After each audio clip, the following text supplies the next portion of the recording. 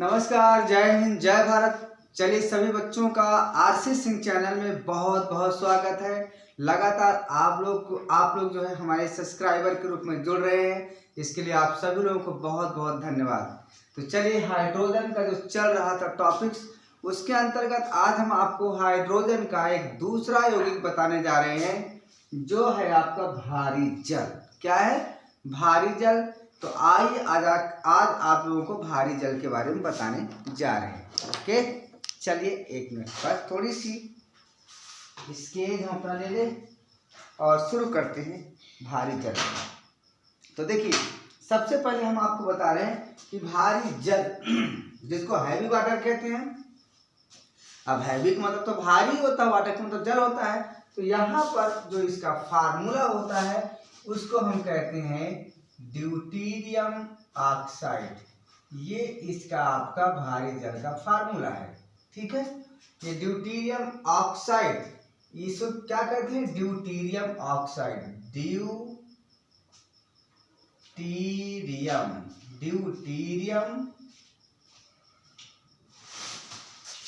Oxide,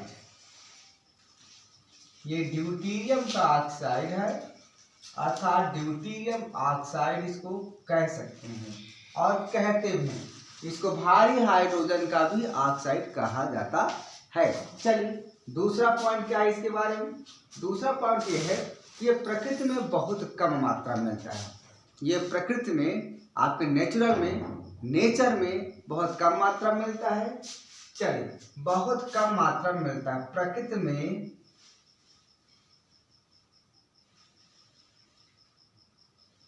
बहुत कम मात्रा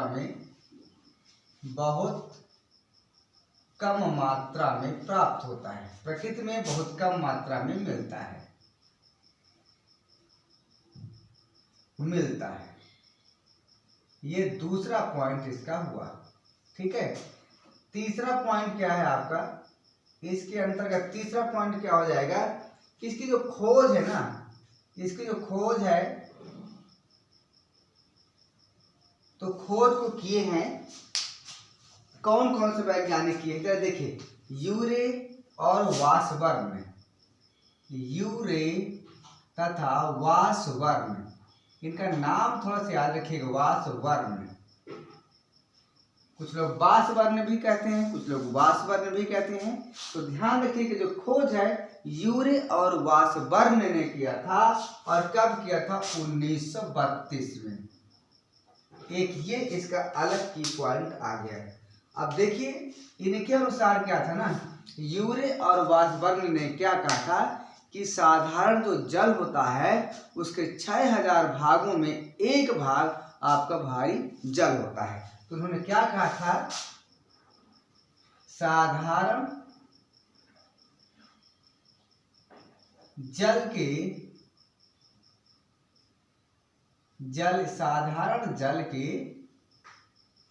6000 भागों में एक भाग भारी जल होता है।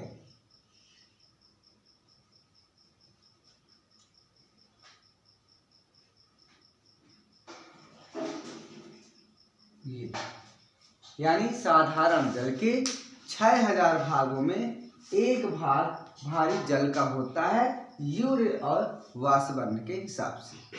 तो ये तो रहा इसके बारे में कि किस प्रकार ये होता है, क्या होता है, कहाँ मिलता है, कहाँ नहीं मिलता है, किसने खोज किया। और साधारण जल के 6000 भागों में, यानी इसको आप ऐसे मान सकते हैं कि अगर 6000 लीटर पानी है तो उसमें 1 लीटर आपका भारी जल होगा। क्लियर?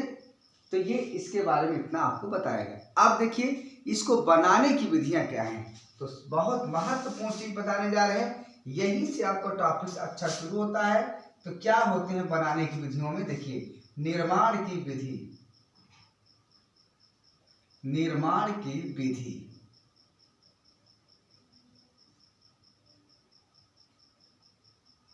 तो निर्माण की विधि में क्या करेंगे? सबसे पहले आपको जो निर्माण की विधि करेंगे तो वो आप लिखेंगे कि आप जो है भारी हाइड्रोजन, यानी जो भारी हाइड्रोजन है ना, यहाँ मैं लिख दूं क्या, पहले चलो लिख देते हैं। भारी हाइड्रोजन की क्रिया, यहाँ लिखेंगे भारी हाइड्रोजन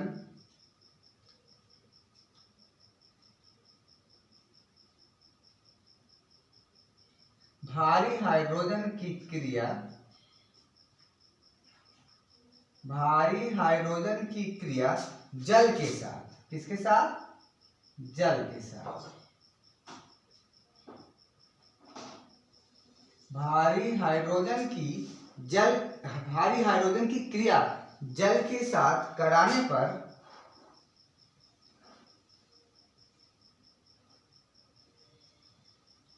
विनिमय अभिक्रिया द्वारा, ये इंपॉर्टेंट शब्द लिखा, विनिमय अभिक्रिया द्वारा, विनिमय अभिक्रिया द्वारा क्या प्राप्त होता है, भारी जल बनता है। क्या बनता है, भारी जल बनता है। ये हुआ, बहुत इंपॉर्टेंट चीज है, इसको ध्यान रखिएगा। तो अब विनिमय क्या है जरा इसको देखते हैं, और यहाँ भारी हाइड्रोजन क्या है इसको देखते हैं। तो भारी हाइड्रोजन का मतलब है D2, क्या है, D2, ये भारी हाइड्रोजन है आपका, और इसके साथ आप जल की क्रिया करवा दीजिए। जब भारी हाइड्रोजन को देखिए क्या होता है फार्मूला, 1H2 ऐसे लिखते हैं ना, ये भारी जल होता है, भारी हाइड्रोजन सॉरी, ये इसी को हम लिखते हैं D से, भारी हाइड्रोजन 1H2, ठीक है, यानी प्रोटियम ड्यूटीरियम ट्राइटियम, ड्यूटीरियम की बात कर रहे हैं, तो जो 1H2 को हम D से लिखते हैं। तो यहाँ से जो D है आपका ड्यूटीरियम है, जब ये जल से रिएक्शन करेगा ना, किसके साथ रिएक्शन करेगा, जल के साथ रिएक्शन करेगा, लेकिन ध्यान रहे यहाँ पर उच्च ताप होना चाहिए। क्या होना चाहिए, उच्च ताप, लगभग 200 डिग्री सेल्सियस, लगभग 200 डिग्री सेल्सियस होना चाहिए, और साथ में आपका प्लैटिनम उत्प्रेरक होना चाहिए, प्लैटिनम उत्प्रेरक भी होना चाहिए, या एक उत्क्रमणीय अभिक्रिया होती है, ध्यान रखिएगा ये। तो जब भारी हाइड्रोजन की साधारण जल के साथ रिएक्शन करवा देंगे तो बनेगा क्या, देखिए यहाँ से ड्यूटीरियम ऑक्साइड बन जाएगा आपका, ड्यूटीरियम ऑक्साइड बन जाएगा, और साथ में आपका हाइड्रोजन भी निकल जाएगा। ये आपका क्रिया हो गया भारी जल बनने की। और यहाँ पर देख सकते हैं भारी जल क्या है आपका, ये है आपका भारी जल, ठीक है। इस रिएक्शन को आप याद कर लीजिएगा, स्क्रीनशॉट लेते रहिए, देखते रहिएगा, क्योंकि हम जरूरत पड़ने पर ब्लैक बोर्ड को साफ भी करेंगे। तो ये हो गया आपका, क्या हो गया, बनाने की विधि। अब इसके भौतिक गुण देख लीजिए, थोड़ा सा भौतिक गुण।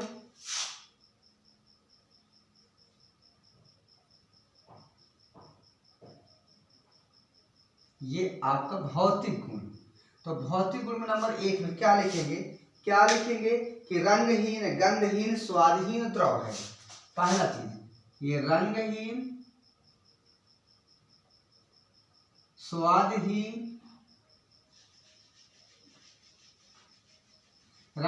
स्वादहीन, गंधहीन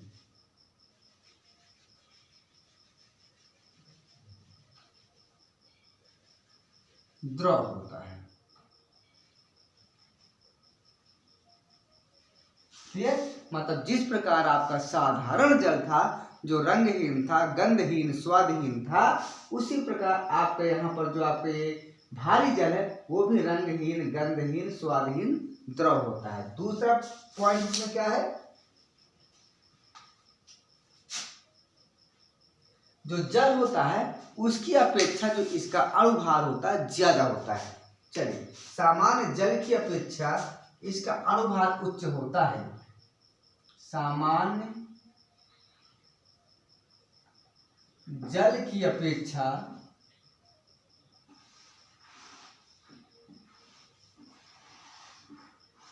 इसका अणुभार अधिक होता है। अधिक होता है। ये ठीक है, सामान्य जल। अब चूंकि जल थोड़ा सा हल्का होता है और ये भारी होता है, तो भारी होता है तो इसका मतलब ज्यादा, इससे तो ज्यादा होगा ही ना भाई। जल का अनुभार कितना होता है? 18 होता है। जल का अनुभार कितना होता है? 18 होता है। ठीक है, जबकि वो प्रोटियम से बना होता है, प्रोटियम का ऑक्साइड है। लेकिन यहाँ तो ड्यूटीरियम है ना, तो जब ड्यूटीरियम का परमाणु भार ज्यादा होगा तो जाहिर सी बात है भारी जल इससे बना है तो भारी जल भी इससे ज्यादा होगा। अर्थात भारी जल जो है उसका अनुभार सामान्य जल की अपेक्षा अधिक है। क्लियर? चलिए अगला पॉइंट देखिए, क्या यहाँ तक दिखाई दे रहा है वीडियो? एक मिनट थोड़ा सा मैं चेक कर लूँ। हाँ ठीक है, दिखाई दे रहा है। ओके, अभी एक लाइन और आएगा। तीसरा इसमें की पॉइंट क्या है भैया? घनत्व, गलनांक और क्वथनांक भी देखिए। इसका जो तीसरा की पॉइंट है वो है कि भाई जब इसका अनुभार ज्यादा है तो इसका घनत्व भी ज्यादा होगा, गलनांक भी ज्यादा होगा, क्वथनांक भी ज्यादा होगा। यहाँ लिखेंगे उच्च अनुभार के कारण, उच्च अनुभार के कारण इसका घनत्व, गलनांक और क्वथनांक भी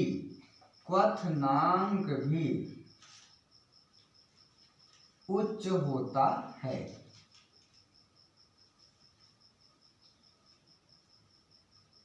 ये गलनांक और क्वथनांक भी उच्च होता है। और एक बात और समझ लीजिए कि चूंकि इसकी श्यानता अधिक होती है, इसकी श्यानता अधिक होती है, ज्यादा ये गड्ढा होता है, भारी होता है, इसलिए जल की अपेक्षा यह आयनिक यौगिकों को विलय करने में जल से कम होता है। मतलब जल जिस हिसाब से आयनिक यौगिकों का अपघटन कर देता है, घोल लेता है, उससे उसकी अपेक्षा ये जो भारी जल है यह नहीं घोल पाता है। इसको ध्यान रखिएगा, इंपॉर्टेंट चीज है ये। यहाँ पर लिख सकते हैं घोलने की क्षमता कम होती है। तो मैं यहाँ लिख दूं अगला की पॉइंट,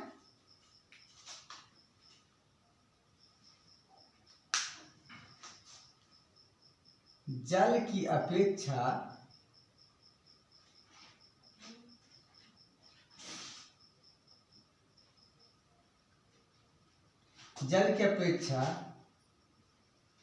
इसकी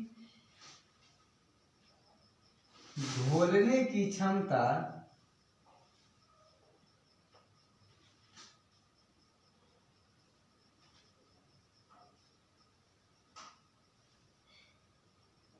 अधिक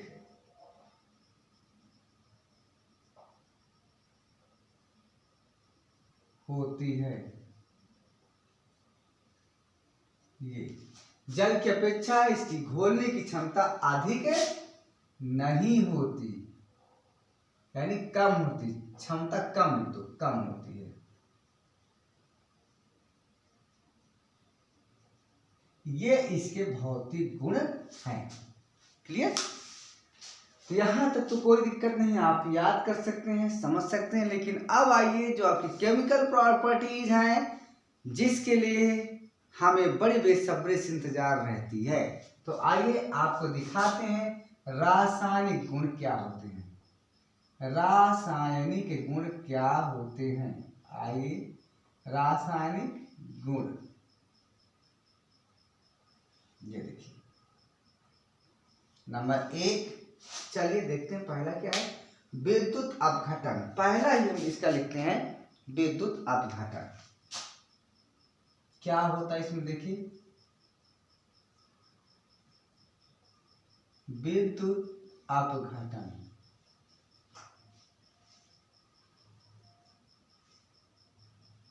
अपघटन, ये विद्युत अपघटन है। ठीक है, तो देखिए क्या होता है कि जब हम जल को, ये जो भारी जल है, जो भारी जल है क्या करेंगे, जब इसको फास्फोरस पेंटाऑक्साइड की उपस्थिति में, जो भारी जल है जब इसको फास्फोरस पेंटाऑक्साइड की उपस्थिति में इसमें करंट प्रवाहित करेंगे, बिजली प्रवाहित करेंगे, तो यह अपने अवयवी भागों में टूट जाता है। किस भाग में? अवयवी। तो यहाँ पर लिख सकते हैं phosphorus pentoxide P2O5 phosphorus pentoxide की उपस्थिति में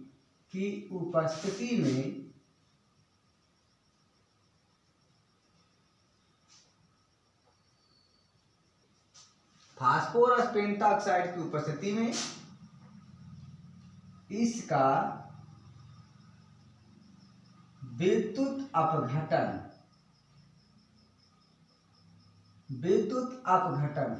एक मिनट, क्या यहां तक क्लियर है? हाँ, विद्युत अपघटन। अब इसके आगे ना ही लिखे तो ज्यादा अच्छा है, क्योंकि यहां पर दिखाई नहीं देता। फास्फोरस पेंटाऑक्साइड की उपस्थिति में इसका विद्युत अपघटन करने पर क्या करेंगे? विद्युत अपघटन करने पर यह अपने अवयवों में टूट जाता है।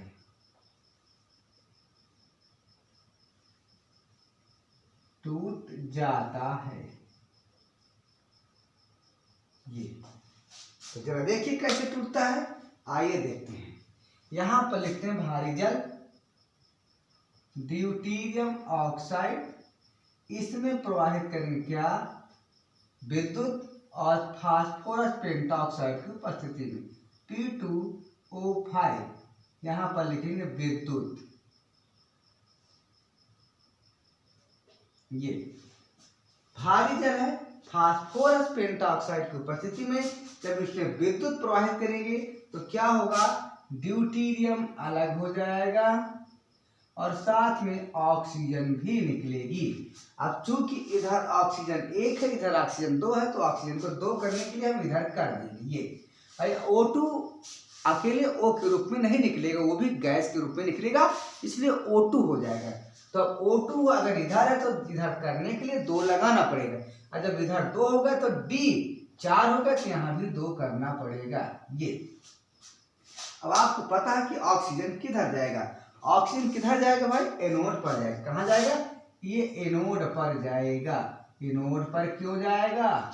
एनोड पर क्यों जाएगा? क्योंकि ऑक्सीजन पर क्या होता है? माइनस माइनस आवेश होता है, इसलिए धन ध्रुव की तरफ जाएगा। और जबकि ड्यूटीरियम है, ये किधर जाएगा? ये जाएगा आपका कैथोड पर। कहाँ पर जाएगा? कैथोड पर। इसको आपको ध्यान रखना है, ठीक है। तो ये पहला हो गया कि इसका अगर विद्युत अपघटन किया जाए फास्फोरस पेंटाऑक्साइड की उपस्थिति में, तो जो आपका ड्यूटीरियम है वह किधर जाएगा? कैथोड पर जाएगा। और ऑक्सीजन किधर जाएगा? एनोड पर जाएगा। अर्थात यह अपने अवयवी भागों में टूट जाता है। पहला रासायनिक गुण। चलिए दूसरा रासायनिक गुण क्या भाई? सक्रिय धातुओं से क्रिया। दूसरा क्या है? सक्रिय धातुओं से क्रिया। सक्रिय धातुओं से क्रिया। नोट करते जाइए आप लोग। ये है तो सक्रिय धातु क्या होता है भाई? सोडियम हो गया, पोटेशियम हो गया, है ना, और क्या हो गया? Hydrogen, helium, hydrogen, lithium, sodium, potassium, rubidium, ये सब सक्रिय तो हैं। और क्या? कैल्शियम, मैग्नीशियम, सभी तो हैं। तो इनसे जब ये रिएक्शन करेगा तो क्या होगा? अब डायरेक्टली हम सिर्फ रिएक्शन लिख रहे हैं और कुछ नहीं लिखेंगे। तो आइए भारी जल की क्रिया करवाते हैं। किससे करवाते हैं? ये आपका ड्यूटीरियम ऑक्साइड भारी जल है, यहाँ पर लिखेंगे सोडियम, ये सक्रिय धातु है। तो सक्रिय धातु जब इसके साथ क्रिया करेगा, यहाँ पर जब सक्रिय धातु इसके साथ क्रिया करेगा तो ये बनाएगा भैया धातु का हाइड्रोक्साइड, सॉरी ड्यूटीरा ऑक्साइड, धातु का ड्यूटीरा ऑक्साइड। जैसे यहाँ पर अगर यहाँ देखिए, अगर यहाँ पर हम H2 का रिएक्शन करवाते हैं, H2O का रिएक्शन करवाते हैं सोडियम के साथ, तो क्या बनाता है आपका भैया? सोडियम हाइड्रोक्साइड बनाता है। और साथ में हाइड्रोजन को मुक्त करता है। जल सोडियम के साथ रिएक्शन करेगी, सोडियम हाइड्रोक्साइड बनाता है और क्या करता है भैया, जल को मुक्त करता है। ठीक है, तो उसी प्रकार यहाँ भी तो वही कार्य हो रहा है। अब इसका बैलेंस करने के लिए क्या करेंगे, यहाँ ऑक्सीजन है, यहाँ देखिए यहाँ 2 करिए, यहाँ भी 2 करिए। अब यहाँ हाइड्रोजन 4 है तो यहाँ भी 2 कर लीजिए। ये तो जल की बात हो गई। लेकिन जब भारी जल सोडियम से क्रिया करेगा तो भारी जल भी इसी प्रकार का रिएक्शन करेगा, लेकिन इसका नाम थोड़ा सा अलग हो जाएगा। यहाँ सोडियम हाइड्रोक्साइड है, यहाँ सोडियम ड्यूटीरा ऑक्साइड हो जाएगा, सोडियम ड्यूटेरो ऑक्साइड या सोडियम ड्यूटीरा ऑक्साइड, जैसे आप बोल सकते हैं। तो यहाँ देखिए रिएक्शन होता है, होगा क्या, ये क्या बनेगा, यहाँ पर क्या बनेगा भाई, या देखिए क्या बनता है, Na और OD, यहाँ पर D लग जाएगा। ठीक है, और यहाँ पर आपका H2 नहीं निकलेगा, इसको ध्यान रखिएगा, यहाँ D2 निकलेगा। क्या निकलेगा, D2 निकलेगा, ये। ठीक है, अब इनका नाम अगर आपको लिखना हो तो नाम आप अच्छे से लिख सकते हैं, कोई दिक्कत नहीं भाई। क्या है भैया, भारी हाइड्रोजन, ये क्या आपका, ये भारी हाइड्रोजन मुक्त होता है, ये भारी हाइड्रोजन है, इसको ध्यान रखिएगा। ये और ये तो जल का आपको एग्जाम्पल बताए थे, कोई दिक्कत। और ये क्या है, सोडियम हाइड्रोक्साइड, क्या है सोडियम हाइड्रोक्साइड, थोड़ा ये सोडियम ड्यूटीरा ऑक्साइड, क्या है सोडियम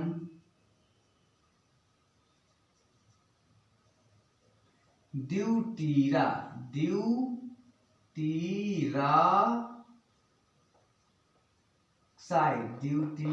ऑक्साइड, एक मिनट, ड्यूटीरा ऑक्साइड, ये। और ये क्या भैया आपका, ये है भारी हाइड्रोजन, भारी हाइड्रोजन, ये। ठीक है, चलिए, तो यहां से हम इसको मिटा रहे हैं क्योंकि जल आपको एग्जाम्पल के रूप में दिए थे, कोई बात नहीं, लिखा रहे तो अगला चलिए देखिए क्या है। अब ये तो सक्रिय धातु था, अब जो सक्रिय धातु है इसके ऑक्साइड से क्रिया करवा दो, क्या करवा दो, ऑक्साइड से क्रिया करवा दो। तो जरा देखिए क्या हो जाएगा, धातु ऑक्साइड से क्रिया, धातु ऑक्साइड से अभिक्रिया, धातु ऑक्साइड से अभिक्रिया,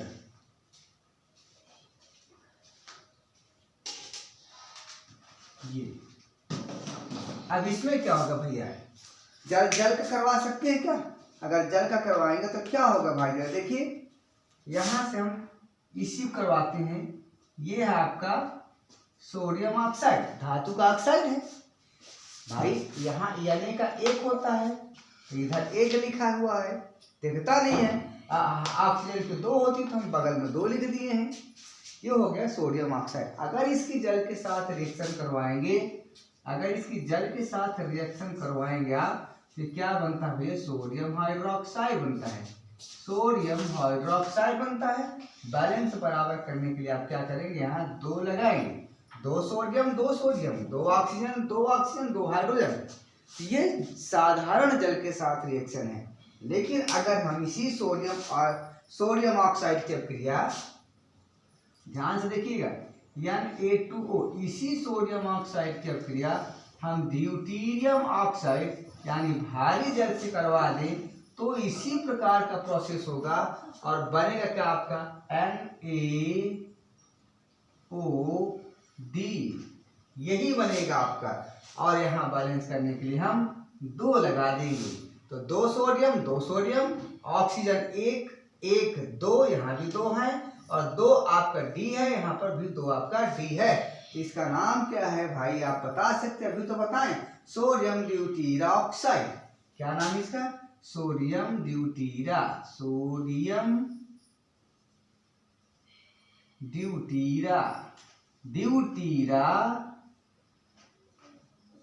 ऑक्साइड, सोडियम ड्यूटीरा ऑक्साइड, ये स्क्रीनशॉट लीजिए, फिर हम आगे चलते हैं और कुछ रिएक्शन।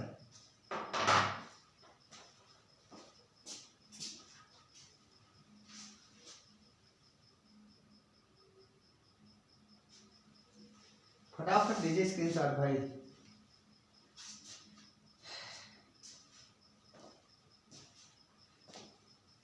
वीडियो जहां क्लियर समझ में ना आए वहां तुरंत आप बता दीजिएगा, ठीक है। मिटाते हैं इसको, चलो।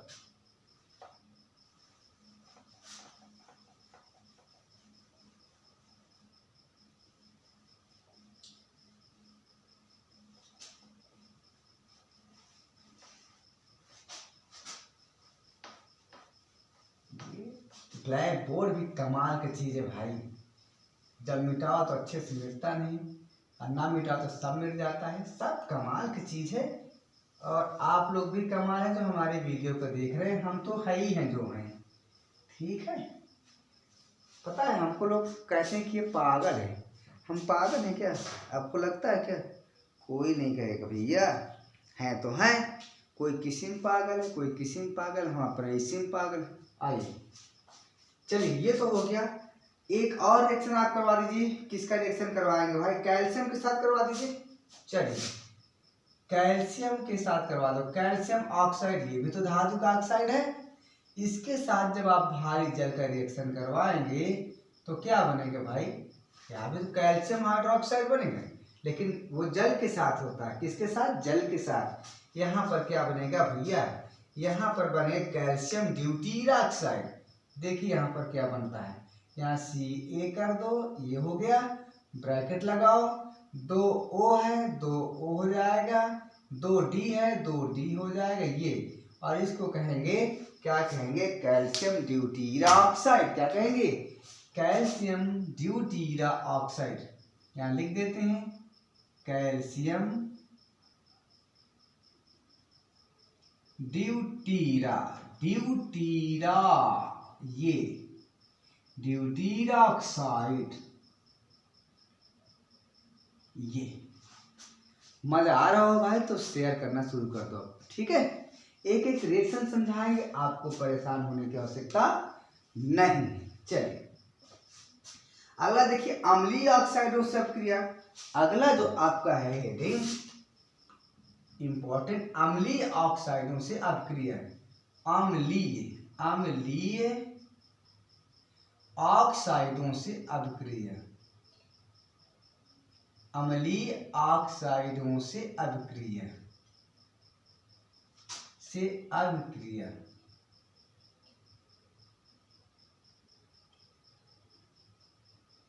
ये अम्लीय ऑक्साइडों से अपक्रिया। तो ये क्या होगा अम्लीय ऑक्साइडों से अपक्रिया? देखिए अब अम्लीय ऑक्साइड क्या होते हैं भाई? जैसे SO3, ये अम्लीय ऑक्साइड है। क्या है? अम्लीय ऑक्साइड। तो यहाँ देखिए क्या होता है भैया, SO3 ये अम्लीय ऑक्साइड है। जब इससे आप रिएक्शन करवाएंगे ड्यूटीरियम ऑक्साइड का तो क्या बनेगा भैया? क्या बनेगा? तो एक एग्जांपल देख लो, अगर आपको समझ में आ जाए क्या बनता भैया। अगर हम यहाँ से SO3 का रिएक्शन साधारण जल से करवाएं तो क्या बनेगा भैया? H2 ये बनेगा, SO3O4 अर्थात SO4 बनता है। यहाँ तो सल्फ्यूरिक अम्ल आपका बनता है। क्या बनता है? सल्फ्यूरिक अम्ल। सिमिलरली इसी प्रकार यहाँ पर भारी जल भी रिएक्शन करेगा। क्या करेगा? भारी जल भी रिएक्शन करेगा और क्या बनाएगा भैया? D2। यहाँ क्या बनाएगा? यहाँ H था, H2 हो गया, यहाँ D2 तो D2 हो जाएगा। अर्थात यहाँ पर आपका रिएक्शन इस प्रकार कुछ हो रहा है। इसका नाम है D2SO4। अब इसका नाम क्या हो जाएगा भाई? नाम क्या हो जाएगा? ड्यूटीरो सल्फ्यूरिक अम्ल। क्या हो जाएगा? ड्यूटीरो सल्फ्यूरिक अम्ल। तो यहाँ लिख देते हैं ड्यूटीरो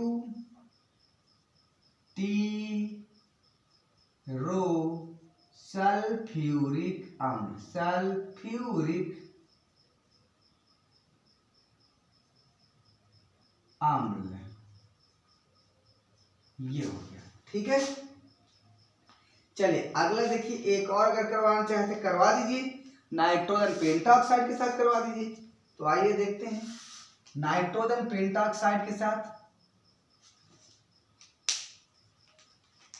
यहाँ देखिए नाइट्रोजन पेंटाऑक्साइड के साथ, बस 1 मिनट रिएक्शन आप देखते जाइए, बहुत इंपॉर्टेंट है ये। जब तक ये टॉपिक समाप्त नहीं होता तब तक हम आपको पढ़ाते रहेंगे, परेशान मत रहना। नाइट्रोजन पेंटा ऑक्साइड, ये नाइट्रोजन पेंटा ऑक्साइड है, इसकी रिएक्शन करवाने के हम भारी जल से ड्यूटीरियम ऑक्साइड से करवा देंगे। तो करवा देंगे तो जिस प्रकार भैया आपका बनता है जल, जल कैसे करता है देखिए, जल कैसे करता है पहले जल ही को देख लीजिए भाई आप। जल जब रिएक्शन करेगा तो बनेगा N2O5 प्लस H2O, जब रिएक्शन करेगा तो क्या बनेगा HNO3, क्या बनेगा HNO3। तो यहाँ 2 कर दीजिए, क्या करेंगे यहाँ आप 2 करिए, तो 2 hydrogen 2 hydrogen 2 nitrogen 2 nitrogen 5 1 6 oxygen 2 3 6 oxygen. तो उसी प्रकार यहाँ भी वही हाल होगा भैया, यहाँ भी वही हाल होगा, कुछ अलग से होने वाला नहीं है। तो यहाँ लगाओ 2, यहाँ लगाओ D, क्या लगाओ D और NO3। देख लीजिए बैलेंस चेक करिए, सब बैलेंस चेक है, कोई दिक्कत नहीं। अब इसका नाम क्या है, नाम में तो सबसे दिक्कत होती है, ड्यूटेरो नाइट्रिक, ड्यूटेरो ड्यूटेरो कहो या ड्यूटेरो कहो, जो आपको अच्छा लगे, ड्यूटेरो ड्यूटेरो ड्यूटेरो, और साथ में NO3 है ना, तो यहाँ नाइट्रिक अम्ल लिखेंगे, क्या कहेंगे नाइट्रिक अम्ल।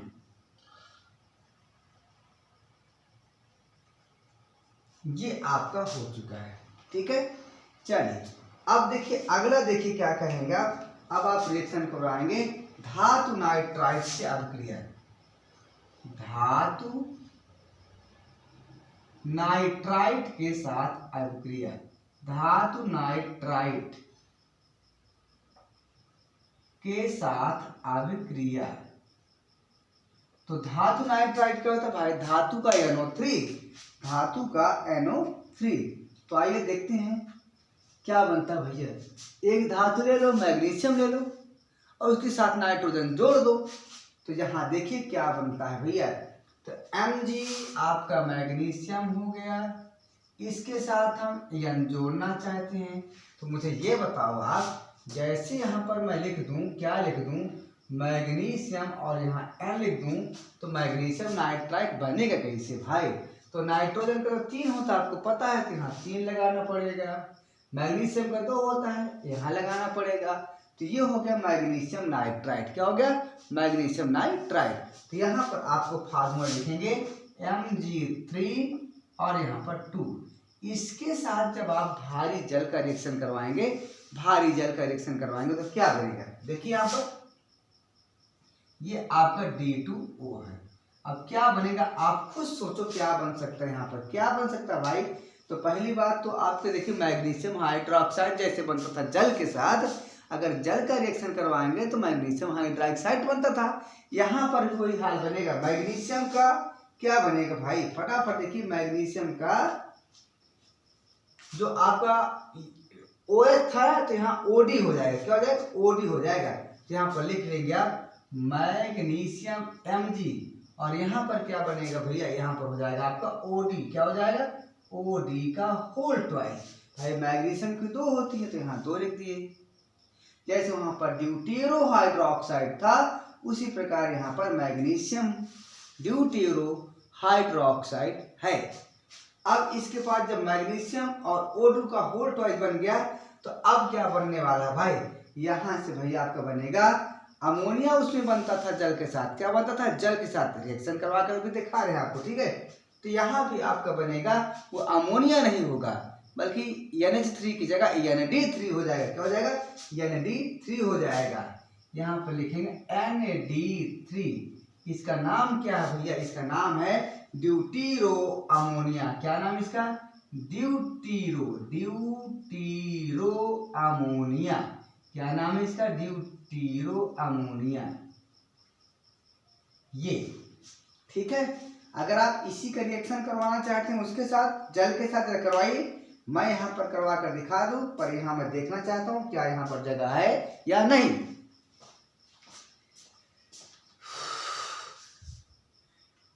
हाँ अभी है, हम करवाते हैं। चलो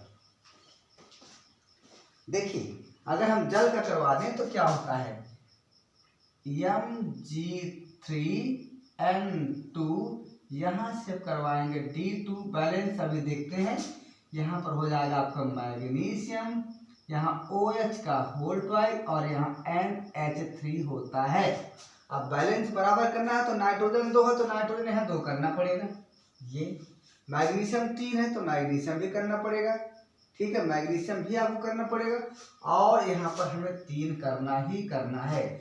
और जरा देखो कहाँ क्या बराबर है, ड्यूटीरियम देखो भाई, यहाँ पर देखिए क्या H 3 दून 6, 2 3 6, 6 6 12 हो गया, तो यहाँ पर हमें 6 करना पड़ेगा।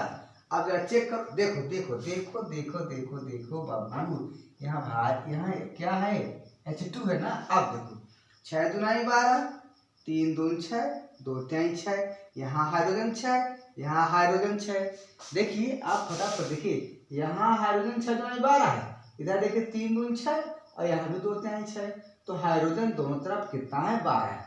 मैग्नीशियम 3, मैग्नीशियम 3, ऑक्सीजन 2, इधर 2 3 6, यहाँ पर कितना 6, यानी बराबर है।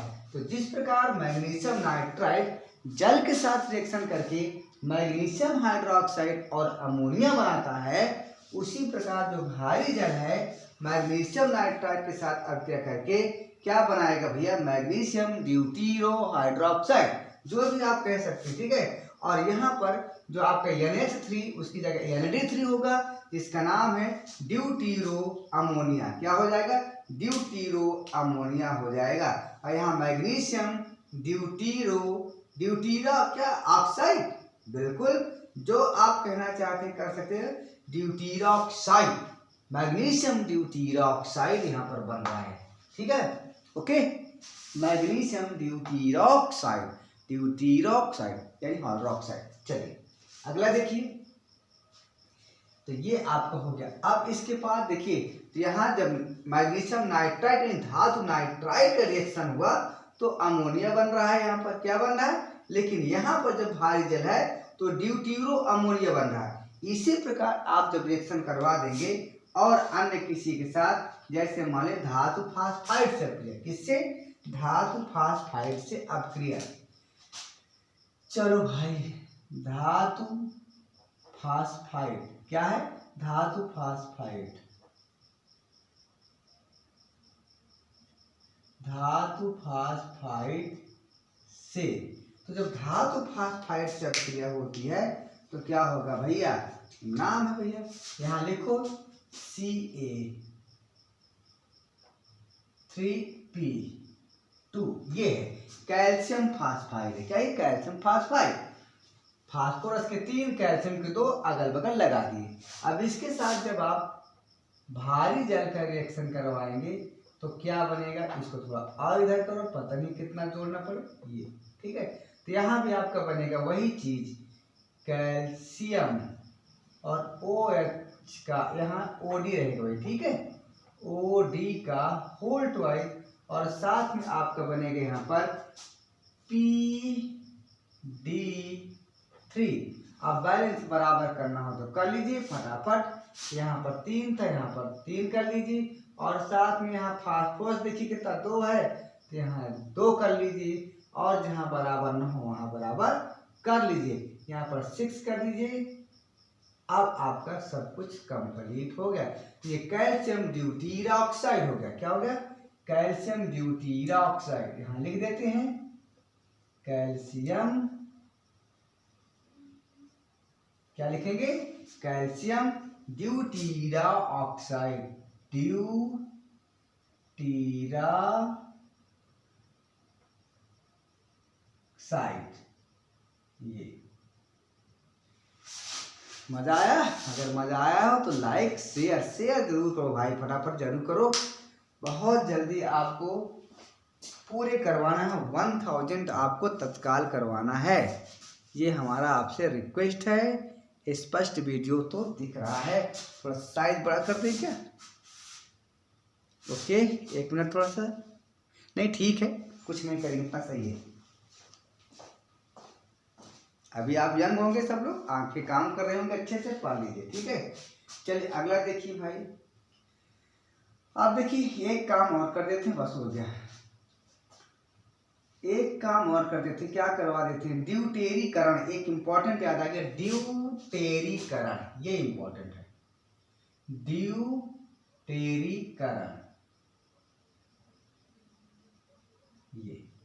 ये क्या होती है ड्यूटेरीकरण?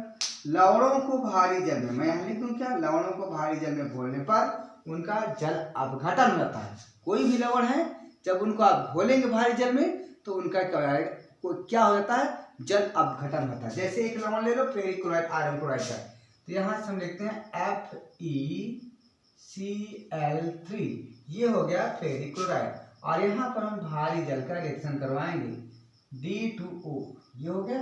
तो जब ये भारी जल का इस लवण के साथ, आयरन के लवण के साथ रिएक्शन करवाएंगे तो भैया यहाँ पर सब उल्टा पुल्टा हो जाएगा। यहाँ पर लिखो Fe, यहाँ पर OD का होल ट्वाइस, अर्थात ये बनेगा फेरिक ड्यूटीराऑक्साइड। इसका नाम है फेरिक ड्यूटीराऑक्साइड,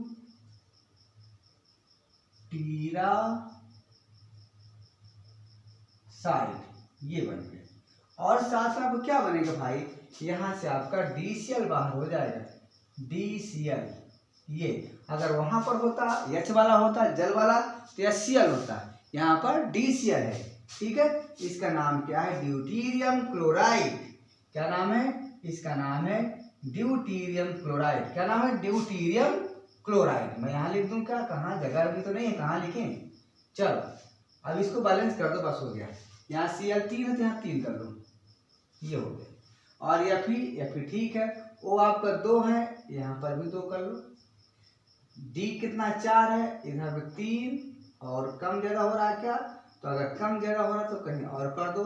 लेकिन यहाँ पर ध्यान रखिएगा, यहाँ पर भाई 3 रहेगा, क्योंकि आयरन की बैलेंसी यहाँ पर 3 करना पड़ेगा, क्योंकि 3 होती है। वैसे देखिए आयरन की परिवर्ती होती है, ठीक है। आयरन जो है परिवर्ती होता है, या कहाँ होते हैं, ये डी ब्लॉक के तत्व होते हैं, और डी ब्लॉक के तत्वों की जो संयोजकता है, ऑक्सीकरण संख्या, सब परिवर्ती होती है। तो अब चेक करिए क्या बैलेंस कंप्लीट है या नहीं। अगर नहीं कंप्लीट है तो आप यहाँ 2 हो गया, अब काउंटिंग करो कहाँ कम ज्यादा हो रहा है। या फिर 4 D है, 3 और 3 यहाँ पर 6 हो रहे हैं, क्या कहाँ कम ज्यादा हो रहे हैं भैया, 3 यहाँ है, 3 यहाँ है, तो यहाँ पर क्या करेंगे, 3 कर दो आप, 3 दूनी 6, 3 3 6, 3 क्लोरीन, 3 क्लोरीन, ठीक। अब सही आपका। चलो अब बस थोड़ा सा उपयोग लिख लेते हैं, बस उपयोग।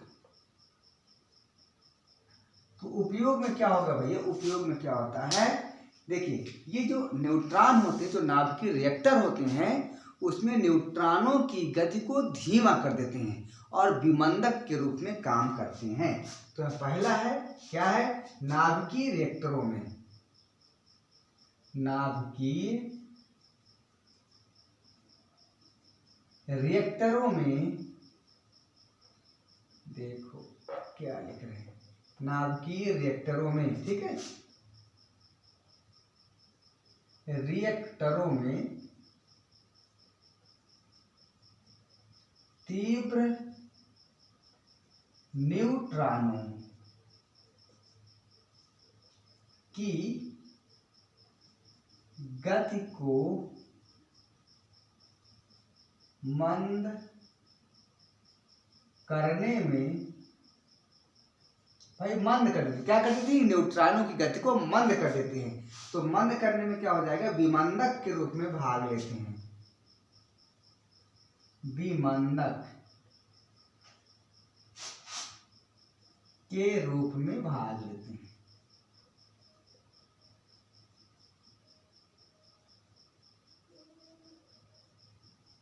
ठीक है। दूसरा इसका उपयोग क्या है, दूसरा इसका उपयोग क्या है, ये, ठीक है। ये क्या होता है भैया, अभिक्रिया में जो क्रिया विधि होता है उसके अध्ययन में ट्रेसर के रूप में, अभिक्रियाओं की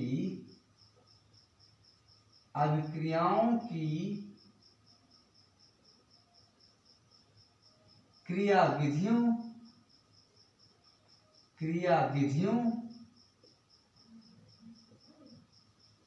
के अध्ययन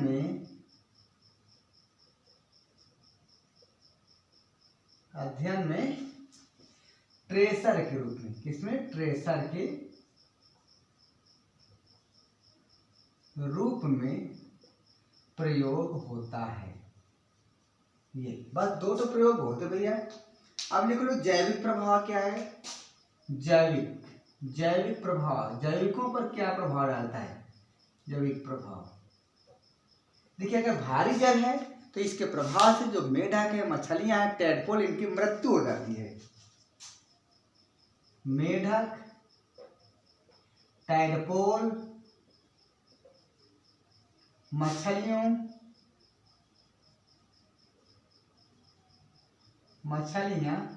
भारी जल में मर जाते हैं। ये और दूसरा क्या है भैया, ये तो पहला हो गया। दूसरा क्या है आपका कि जो आपका भारी जल ना, ये धीमी गति से शरीर में विस्तृत होता है, धीमी गति से शरीर में घुलता है। इसलिए क्या होता है, ये हमारे शरीर की क्रियाविधि को असंतुलित कर देता है। शरीर में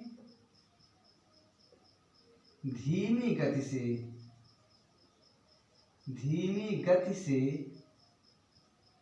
विसरित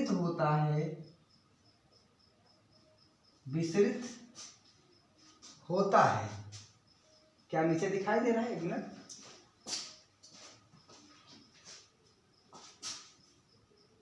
अब थोड़ा सा ऊपर लिखना पड़ेगा भैया। ओके, यहाँ लाइट होगा तब हम थोड़ा लाइट धीम करके, यहाँ लाइट बंद करके यहाँ आपको दिखा देंगे, स्क्रीनशॉट ले लीजिए, ठीक है। तो मैं तब तक इधर लिख दे रहा हूँ, मैं इधर लिख दे रहा हूँ,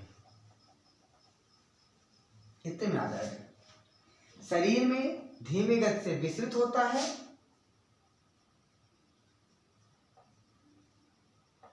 इसलिए यह शरीर की क्रियाविधि को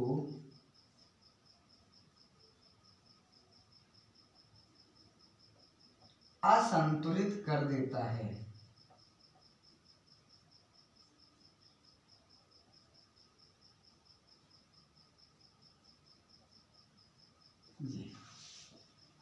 तो ये रहा आज आपका वीडियो भारी जल के बारे में।